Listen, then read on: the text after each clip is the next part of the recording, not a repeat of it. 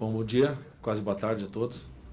Eu queria agradecer mais uma vez a oportunidade de estar aqui discutindo num fórum, discutindo sobre o futuro, sobre inovação, sobre também o retrato do nosso setor de agronegócio, onde estão juntos a iniciativa privada, as entidades governamentais de pesquisa, de regulação, e tivemos um pouco antes a presença do Legislativo, através dos senadores e deputados das comissões que discutem esses assuntos aqui no governo, né, na parte institucional aí que regula a nossa vida posteriormente. Eu acho que é muito importante porque nós estamos falando de um assunto extremamente apaixonante, que é a agricultura, por seus vários aspectos, e como tudo que é apaixonante gera reações extremadas sempre para o bem e para o mal, né? O amor e o ódio estão sempre juntos nessas paixões. Então, acho que a ideia é que a gente tentar tratar isso mais tecnicamente, desmistificar algumas coisas. E eu estou aqui representando a Global Gap. A Global Gap é uma entidade aberta, sem fins lucrativos, que surgiu há cerca de 20 anos, inicialmente na Europa, e agora é aberta para o mundo todo, formada hoje fundamentalmente por produtores e compradores na área de alimentos, principalmente de alimentos. Começou com vegetais, mas agora já atinge outros setores também da parte de alimentação. E a Global Gap cuida de entender o que são boas práticas, né? Então, o GAP é de boas práticas agrícolas, mas está sempre aí a questão que nos vem à cabeça o que são boas práticas agrícolas. Boas práticas é ser orgânico, como a gente falou aqui, não usar defensivos, fazer uma horta na sua casa. O que são boas práticas agrícolas? Essa é uma definição até bastante simples, né? E eu falo agora com uma percepção mundial de boas práticas. É uma agricultura que segura para quem a produz, para quem trabalha para o produtor e para os trabalhadores da área rural relacionadas, que produz alimentos seguros para o consumidor, que é o usuário direto dessa agricultura, e que também é seguro para o meio ambiente e para o seu entorno, para as suas circunstâncias. Isso são boas práticas agrícolas, quando você consegue garantir a segurança nessa cadeia de produção. É simples assim, e você pode conseguir essa segurança de diferentes formas, porque nós vivemos falando agora num ponto mais amplo um pouco, a gente vive num planeta onde tem uma diversidade climática, geográfica tremenda, então não posso fixar o que são boas práticas para trabalhar aqui no Brasil mesmo, agora isolando o Brasil. Boas práticas no Sudeste, aqui na nossa Mata Atlântica, é diferente de boas práticas no semiárido, diferente de boas práticas no Cerrado, porque cada um tem suas especificações. Mas o importante é que a finalidade é ter a cadeia segura. E é isso que a Global Gap faz. Então, nós entendemos mundialmente o que são essas boas práticas, o que está acontecendo de boas práticas ao redor do mundo. Estabelecemos um sistema de controle, de gestão dessas boas práticas. Capacitamos os certificadores, os auditores para isso, e tentamos trazer uma harmonização para que se fale na mesma linguagem mundialmente, porque o mercado já fala. Hoje o que se falava de globalização em termos de mercado, que ia acontecer ou não ia acontecer, agora já é uma realidade, independentemente do desgaste que houve essa questão de globalização, mas nós já falamos aqui quase o dia todo sobre isso, e então não tem mais como falar uma linguagem no Brasil olhando só para dentro da nossa fronteira. A Global Gap, como eu disse, faz essas regras e trabalha esses mecanismos de controle de gestão para diferentes segmentos, não só para a parte de hortaliças, de grãos, mas também já na aquacultura, que é um setor que tem crescido muito. A gente sabe já que o consumo de peixes e frutos do mar, da forma como vem sendo baseado já no extrativismo, basicamente, já não é mais sustentável. Então, a produção em cativeiro é uma realidade, é o que vai nos levar para o futuro. Só que essa produção em cativeiro exige uma série de cuidados, de boas práticas também. E na área de carnes e laticínios também existia essa preocupação. Uma outra coisa que se fala, e aí é uma questão muito nacional, é que, mas isso são boas práticas, certificação, como o Luiz comentou aqui. Internamente nós temos uma certificação, é coisa para exportação. O mercado brasileiro é um pequeno produtor e tem que ser grande empresa, não pode ser pequeno produtor.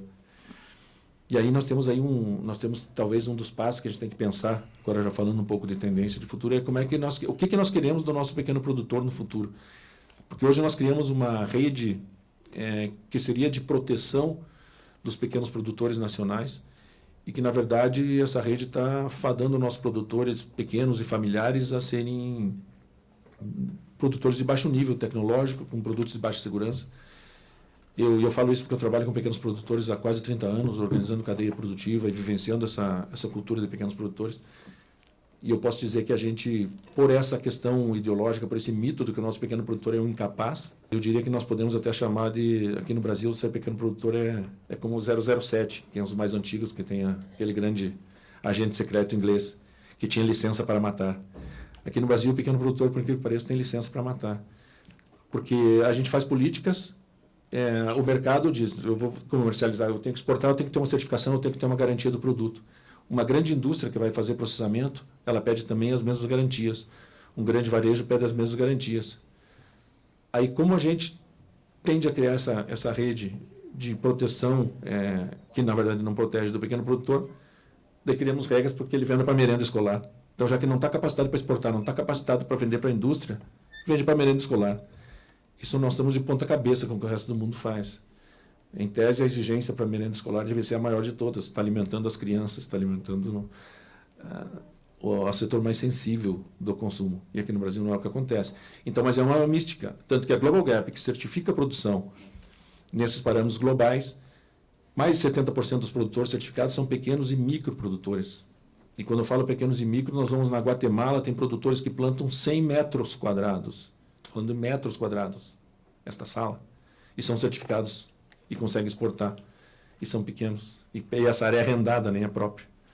Por que no Brasil não pode? Hoje o Brasil tem 800 certificados, cerca de 800 certificados de boas práticas. Global Gap, que é o certificado mais usado no mundo. A maioria tem um polo grande na produção de Mossoró e de Petrolina, que são os grandes produtores de frutas para exportação, mas alguns dispersos e só 800. A Guatemala, que é um país da América Central, que tem um volume muito menor de produção, uma área muito menor, uma condição econômica, socioeconômica muito menor que a nossa, tem 1.600 certificados. O Quênia tem 12.000. O Peru tem 4.000. Ou seja, nós somos a gente ouve sempre o celeiro do Brasil, o celeiro do mundo. A gente ouve isso, eu ouço desde que nasci, já faz tempo. E agora que eu trabalho com a Global Gap, a nossa base é na Alemanha. Toda vez que a gente se encontra com o resto do mundo, a pergunta é: e aí, Brasil? Quando é que vocês vão aparecer para o mercado? E agora nós falamos de fruta e hortaliças. Nós somos grandes produtores, somos irrelevantes no mercado. Por isso, porque eu ouvi uma vez numa reunião de uma associação americana, eu acho que essa história exemplifica muito isso, de processadores de vegetais. Isso em 2002, por aí. Olha, já temos alguns anos aí, levando 15 anos nisso. E um consultor apresentou as tendências de futuro para essa associação de produtores americanos, que são hoje a referência em termos de volume, qualidade e segurança alimentar para frutas e hortaliças. Ele disse que os americanos tinham 3 riscos fortes para eles se cuidarem: um político, um técnico e um econômico. O risco político era que, se, por exemplo, aquele ato de terrorismo que houve nas torres, que tinha sido recente, lá no World Trade Center, tivesse sido no aqueduto que irriga as plantações da Califórnia, o impacto na produção americana seria muito maior, porque a Califórnia hoje concentra a maior parte da produção de frutas e hortaliças dos Estados Unidos. E o aqueduto tem algumas centenas, milhares de quilômetros, e não tem nenhum cuidado, é vulnerável a um tipo de atividade assim. Então, teria um risco político de terrorismo. Eles têm um risco técnico, que é um excesso de salinização lá das áreas de produção americana, que é uma coisa que eles estão tratando, mas era um risco técnico. E aí ele falou que eles tinham um risco de mercado, e que o risco era o Brasil. Aí todo mundo, até eu, como é que o Brasil vai ser um risco? Aí ele complementou: quando o Brasil descobrir a qualidade, aí o Brasil vai ser um risco. Infelizmente, eu posso dizer para vocês que no setor a gente passou de 2002 para cá com muito pouca evolução nesse aspecto. Mas porque a gente tem uma tendência ainda a um mercado interno desregulado. Eu falo de frutas e hortaliças. O que houve no mercado de carnes e o que houve nos grãos, nas commodities, não se refletiu, com exceção de alguns polos, de alguns pontos de excelência, no restante da produção nossa. Então, o que faz a Global Gap, voltando aqui? É um certificado que cuida do produto, porque hoje nós temos dois pontos muito fortes. Um é a segurança alimentar, isso eu falo agora um parâmetro mundial. A segurança do produto, em termos do consumidor, já é uma questão que, tanto que a gente fala, padrão de exportação já tem que estar garantindo essa segurança. Então, com relação ao resíduo químico, que é um produto muito mais ligado ao mercado europeu, tem mais preocupação com o resíduo químico, e o resíduo microbiológico e o risco microbiológico é uma preocupação, por exemplo, mais forte americana. Mas o consumidor agora, o consumidor do futuro, cada vez mais ele quer saber da qualidade do produto, mas ele quer saber da história por trás desse produto. E a história por trás desse produto está relacionada não só diretamente aos fatores dele, de consumo direto, mas os impactos que ele causou para ser produzido. Então, nesse sentido, como eu disse, quando a gente iniciou o checklist de certificação de qualidade para a Global Gap, de segurança do processo, era em cima de contaminação química, com uma visão mais europeia, evoluiu rapidamente para os itens também para a segurança microbiológica, e agora, nos últimos anos, está muito forte a questão ambiental e social. E aí que eu queria deixar um ponto que talvez é um reflexo para o futuro, para ver o que nós podemos fazer aqui no Brasil. O que se pede hoje mundialmente, em termos sociais e ambientais, é muito menos do que a nossa legislação interna já pede. E assim mesmo a gente não usa isso ainda como um fator competitivo diferencial. A gente fica se defendendo de algumas coisas que jogam no nosso colo comercialmente aqui, tecnicamente, sendo que nós temos a legislação ambiental e social das mais fortes, das mais completas do mundo, e que poderia nos dar um fator de competitividade maior. Mas, infelizmente, ainda não chegamos lá.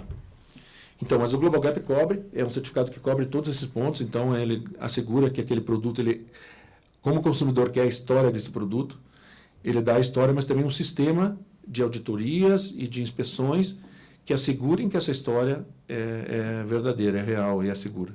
Então, a nossa função é basicamente criar um modelo de mitigação e redução de riscos na cadeia. É isso que faz a Global Gap, através de hoje, são cerca de 240 pontos de controle que são colocados para os produtores, em termos tanto da produção, como falei, como aspectos sociais e ambientais.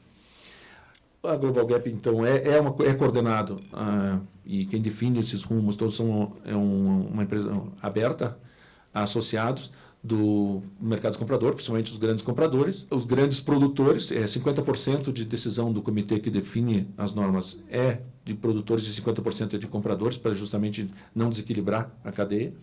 E tem vários parceiros, vários associados mundiais que participam de programas de melhoria e de boas práticas agrícolas. E, por acaso, a gente está aqui no exemplo, a Bayer é um parceiro da Global Gap mundialmente, com vários programas de boas práticas agrícolas na América Central, na África, na Ásia, enfim, no Brasil, naturalmente. Mas então são setores ligados à cadeia. São hoje cerca de 170 mil produtores já certificados no mundo todo. Como eu disse, é o protocolo mais certificado. E desses 170 mil, nós temos aí a América Latina com cerca de 10% disso.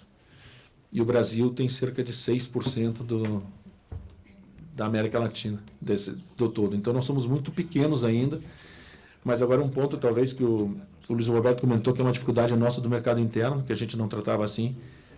Nesse último ano, nós estamos trabalhando já fortemente junto ao setor comprador no Brasil, essas grandes redes de varejo e de food service, os grandes grupos de supermercado, através das suas associações.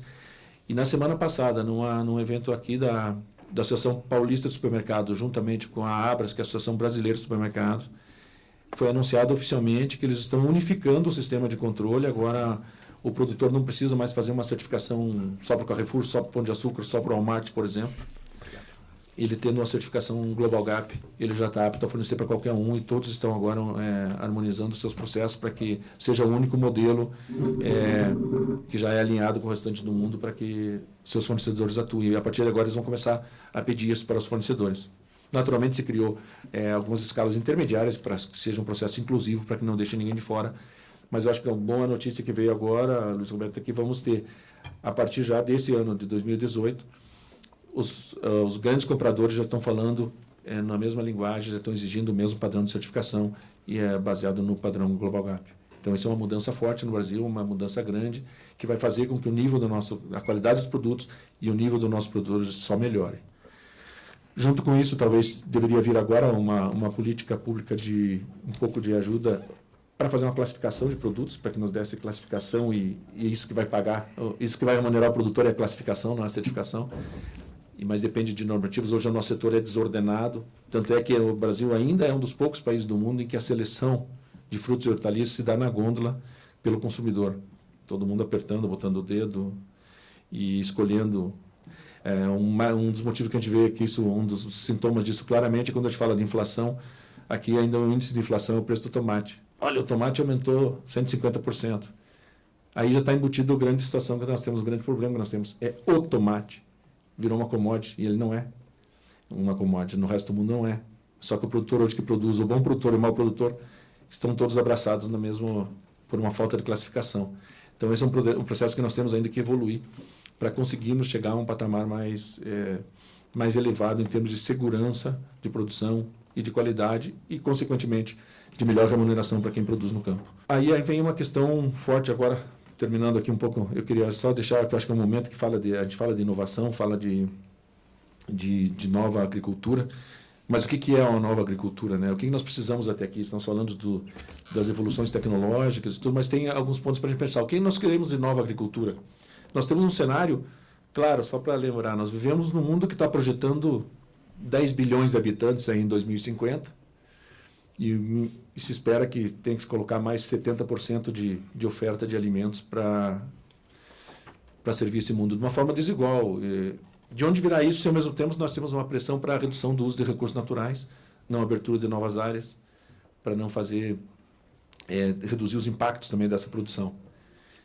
E é o que nós já estamos falando durante todo o dia também. As evoluções tecnológicas são fundamentais para isso, porque nós não temos mais tempo, no sentido agora falando mais amplo nosso, de habitantes de um planeta superlotado, para serem ineficientes e desperdiçar recursos. Só que aí nós temos umas barreiras a vencer. Quando a gente fala de meio ambiente, a gente não fala o meio ambiente, nós não reconhece fronteiras políticas. Ou seja, eu não divido o meio ambiente por estado, vamos ser nacionalistas aqui, ou por país, ou por continente. Nós vivemos num ambiente único. Então, esse é o nosso desafio. Como é que a gente preserva as necessidades locais e regionais, mas impactando menos para o todo, porque não podemos evitar isso. E aí, talvez, uma forma de mudança de pensamento. E aqui no Brasil nós temos um passo a mais a fazer, que nós estamos atrasados com relação a boa parte do mundo, que nós ainda vivemos num desgaste de energia em cima de notícias, de mitos e de situações aí a todo dia, que fazem com que a gente tire o foco do que importa, do que seria fundamental para a gente, de fato, melhorar, e fique desgastado nessa briga que eu falo apaixonada dessa mídia negativa contra o setor produtivo rural como um todo, mas ela é muito mais forte no setor que é menor do ponto de vista de impacto. O que mais gera essa discussão, até essas paixões, é a área de frutas e hortaliças, que é uma área que representa aí menos de 5% do total de área plantada, como a gente viu. Mas gera, eu diria que 5% da área plantada e 95% do barulho, da paixão e das discussões. E nós vemos as situações que não contribuem muito a todo momento. A gente estava comentando um pouco antes aqui, mas essa semana, esse mês aí. E nesse momento está em veiculação uma série de anúncios aí, e tem anúncio dizendo no rádio, na TV, que a gente está ingerindo 7 litros de agrotóxicos por ano no Brasil. Isso é uma barbaridade, esse negócio devia ser proibido, porque é uma desinformação tão grande que acaba fazendo com que as pessoas passem a desconfiar se realmente é importante que elas consumam ou não um legume, uma verdura, uma fruta, porque começa a gerar medo, gerar um pânico infundado, é uma informação infundada. Eu estou dando um exemplo, mas nós sofremos isso várias vezes. E aí esse negócio não contribui para a discussão. E, ao mesmo tempo, nós vemos também uma profusão de soluções românticas do processo. E eu me sinto bem à vontade de falar de soluções românticas aqui, porque eu vou falar uma coisa. Eu sou produtor orgânico. Eu sou produtor orgânico há mais de 10 anos. Eu tenho produção de frutas vermelhas orgânicas e milito no setor de orgânicos há 20 anos. Já tive empresa na área de saladas, de pré-processamento, trabalho nesse setor com pequenos produtores. Mas eu confesso que eu sofro, eu apanho demais. Só não tiro a minha camisa aqui para ver as cicatrizes nas costas de tanto que eu apanho, porque não é o caso. Mas por que isso? Porque você trabalhar a parte técnica, a parte mais científica com essas paixões. Aí você vê, a gente tem essa mesma campanha que diz, primeiro o agrotóxico, eu digo, produtor agrícola, e eu falo, com tranquilidade. O produtor não usa agrotóxico, o produtor usa defensivo, porque o motivo dele usar um produto é para defender as suas lavouras de alguma coisa, não é para intoxicar alguém que vai consumir. Ninguém faz isso. Mas vira um agrotóxico. Mas a gente sabe que a questão de veneno não é uma questão só de dosagem, não é de... E a dosagem que define o veneno. Agora, por que o nosso produtor usa defensivo? Porque a mesma página do jornal que diz que nós somos os campeões mundiais de agrotóxicos, que deveríamos banir isso do Brasil, na página do lado exalta a nossa biodiversidade. Nós somos o país da biodiversidade, onde temos 10 mil tipos de espécies por metro quadrado, nasce tudo, que maravilha. A biodiversidade é o que o defensivo precisa ajudar na lavoura de alguém. Então, essas coisas geram-se essas soluções românticas que eu acho que nós, como trabalhadores do setor e pesquisadores e reguladores, temos a responsabilidade de filtrar isso e de fazer políticas que realmente sejam definitivas. E talvez aí eu queria provocar um pouco isso a gente vê também outras soluções que caem a todo momento. Vamos fazer hortas urbanas. É lindo. E daí mostra 2, 3 hortas num telhado. É claro, vão ser 10 bilhões de habitantes. Alguém já cuidou de uma horta em casa? Quem conseguiu manter uma plantinha de tempero por mais de 3 meses na sua casa? Então não é tão simples assim. Mas é romântico é romântico. Mas só que isso ganha mais visibilidade, ganha mais energia, ganha mais recurso do que as ações que deveriam ser feitas na verdade. Quando a gente fala de produção local, a gente parou a pensar, será que a produção local é interessante? Vamos perguntar agora para aqueles produtores no entorno de São Paulo que estão tentando produzir hortaliças agora, no verão, chovendo todos os dias lá fora, 30 graus de temperatura, aquela Mata Atlântica olhando, que fica querendo morder aquela plantação de alface para invadir tudo. Como é que ele consegue fazer isso? Mas está perto de São Paulo para não gerar carbono num caminhão. Os americanos plantam na Califórnia, levam para Nova York todos os dias. O produto no mercado dos Estados Unidos é mais fresco, tem mais qualidade, é mais seguro do que o nosso. Então, nós temos que pensar, talvez, será que a solução é nós ficarmos incentivando esses grupos locais numa área que não tem vocação para a produção? Aí essa área é uma área que não tem controle, que nós temos que usar uma série... O que eu falo é que às vezes a gente tem que pensar na parte prática do produtor. Ele não quer intoxicar, mas é um produtor familiar que está nesse momento. Vou usar esse exemplo de São Paulo, porque fica ali naquela região de Mata Atlântica, que é uma região de muito verde. Esse produtor está lá agora esperando parar a chuva para ele aplicar alguma coisa, porque se ele não aplicar, ele vai perder a produção, porque vai ter uma série de doenças naquela produto dele. Só que choveu, ele aplica, choveu de novo. O que ele vai fazer? Ele vai ter que aplicar de novo, porque choveu, lavou. Mas lavou quanto? 100%? Não, menos. Não sei quanto, não, é muito difícil monitorar isso. O resultado, ele está brigando com a natureza até o final da produção, no final ele vai ter um produto muito caro, vai ter um produto que não é seguro e vai ter um produto de baixa qualidade. E no ano que vem vamos continuar produzindo lá, porque tem que estar pertinho para não queimar carbono. Enquanto nós sabemos que temos regiões que foram desenvolvidas, esses polos de produção de frutos. Hoje, por que nós temos a maior produção de melão do mundo lá em Mossoró? Porque a condição de Mossoró também é muito boa para isso, se tiver água. E aí a briga da água. Então, será que nós temos que pensar essa nova tecnologia? Agora que eu digo na inovação, para finalizar aqui, eu ouvi do André Trigueiro, que é um repórter que faz muitas questões ambientais aí na Globo, e ele usou uma expressão que eu gosto muito, que eu acho que é bem atual. É hashtag outra coisa. Se nós queremos mudar a situação, se nós precisamos evoluir, se nós temos que fazer diferente, um pouco nós temos que começar a pensar diferente. E pensar diferente, o que é pensar diferente, talvez? Talvez usar melhor nossas potencialidades. Por que nós não podemos ampliar a produção, por exemplo? Estou dando um exemplo aqui, sem entrar na questão técnica, mas mais conceitual. Por que nós não podemos produzir mais frutas e hortaliças lá em Mossoró e menos ali em São Paulo? Por que nós não negociamos com essas ONGs que botaram 1 bilhão aqui, então, para ajudar um produtor que elas não conseguem ajudar, então que elas remunerem esse 1 bilhão, aquela área de Mata Atlântica ali, para ela não ser utilizada, que ele receba a sua remuneração pela preservação da mata e que a nossa produção vá para um lugar que seja menos difícil de produzir? Por que nós não podemos setorizar a nossa produção pensando nacionalmente? O Chile produz muito bem, é cercado de defesas naturais. Os Estados Unidos produzem na Califórnia. Por que os Estados Unidos não produzem no país inteiro? A Europa sabe bem onde produzir nas determinadas estações do ano. A gente não. A gente, todo que é lugar planta, tudo dá. Mais ou menos. Tudo dá mais ou menos. Se não for no lugar certo, com uma melhor condição, com uma melhor vocação, a gente não vai ter produto de excelência, vai ser caro e não vamos ter produto seguro.